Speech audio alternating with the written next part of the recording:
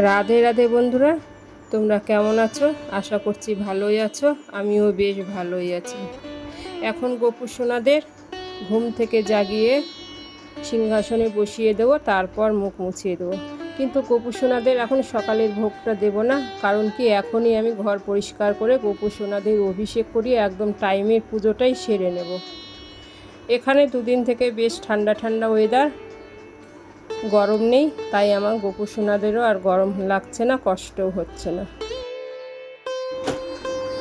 আজকে আর আমি সকালে তোমার গোপুদের ভোগ দেব না, কারণ কি আমি এখন সব চিত্রপটগুলো মুছে গোপু সোনাদের অভিষেক করিয়ে আমি টাইমের পুজোটাই করে নেব।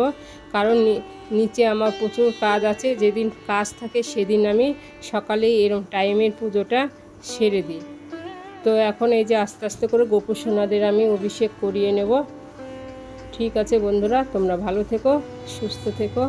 রাধে রাধে।